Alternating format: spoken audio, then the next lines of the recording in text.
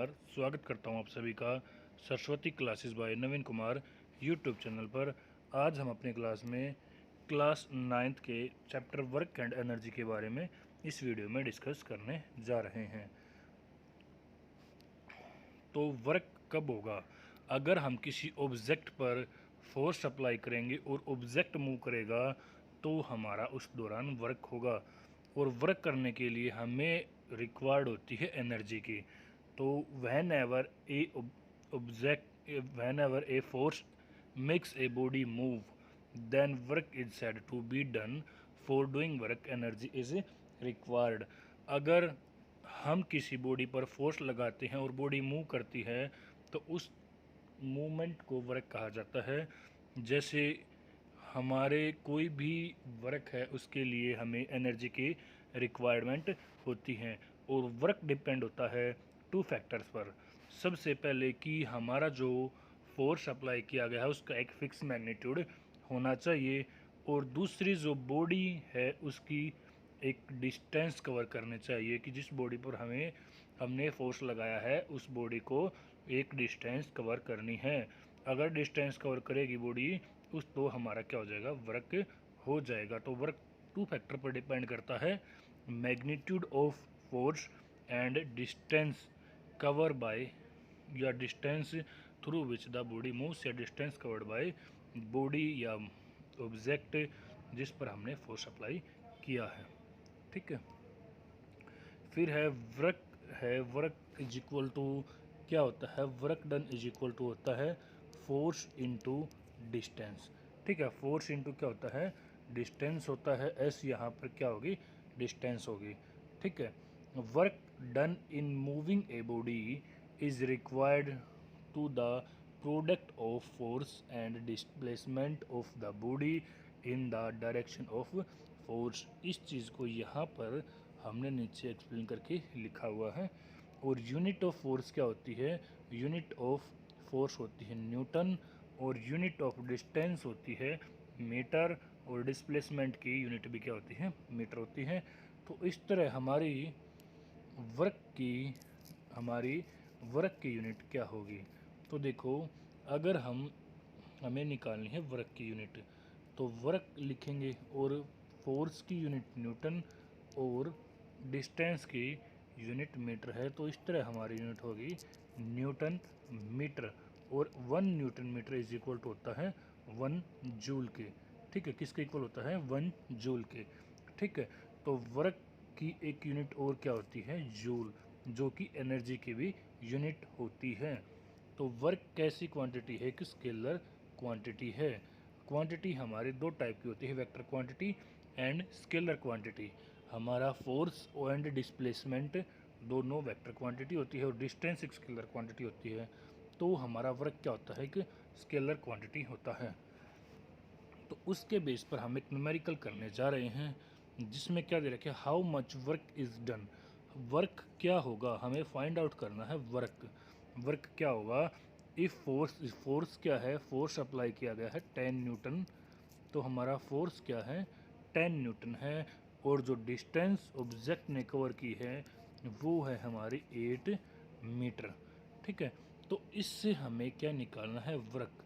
बिल्कुल simple question है, force into displacement हमारा इसका फॉर्मूला है।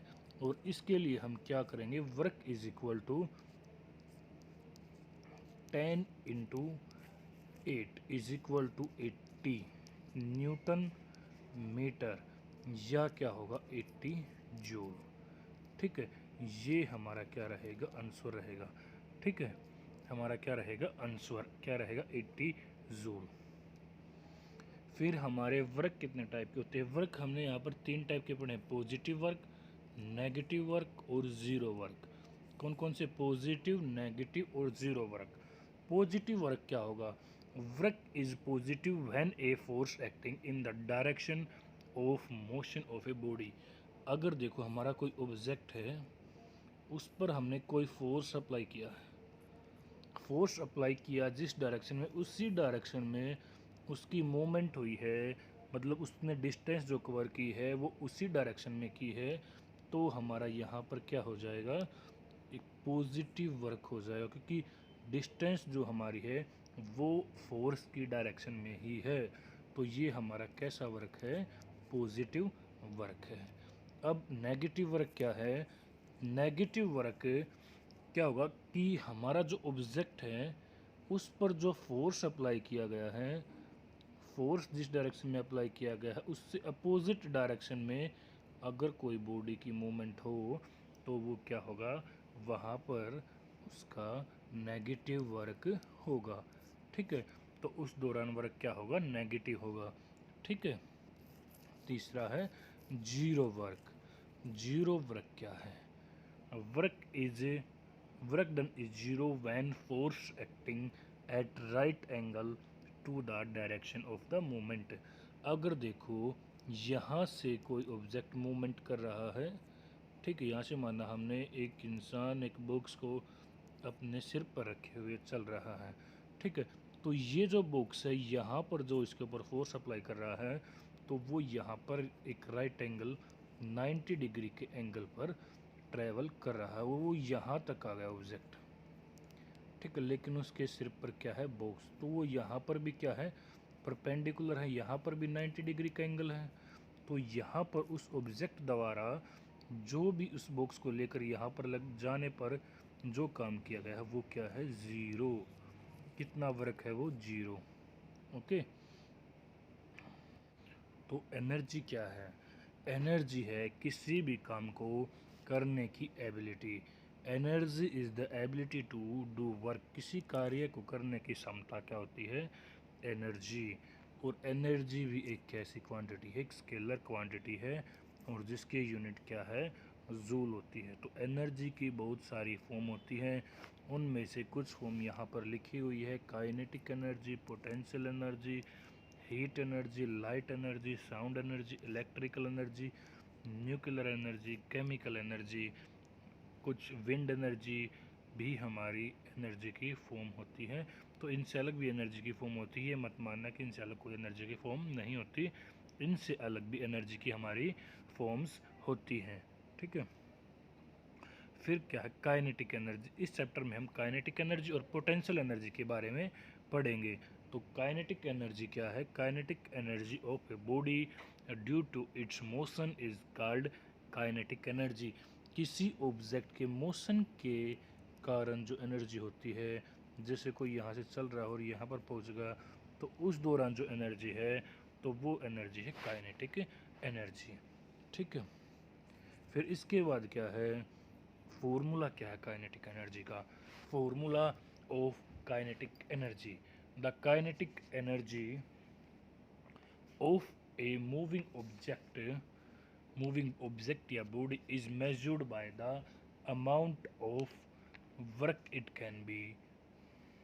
Can do become to rest. जब तक वो रेस्ट में जाता है उस द्वारा जो काम किया गया है उसको मेजर करेंगे तो वो उसका फॉर्मूला होगा काइनेटिक एनर्जी का। तो इसके लिए हमें क्या चाहिए? का एनर्जी कोई भी है वो वर्क होगा, उसके साथ साथ क्या होगी? एनर्जी भी यूज़ होगी। तो इसको हम करेंगे हमारे थर्ड इक्वेशन ऑफ मोशन है उसके द्वारा। ठीक है। तो उसके दौरान हमारा क्या होता है? सबसे पहले हमारा वर्क का फॉर्मूला क्या होता है? वर्क का फॉर्मूला होता है फोर्स इनटू डिस्टेंस। ठीक है। फिर हमारी मोशन की थर्ड इक्वेशन क्या है?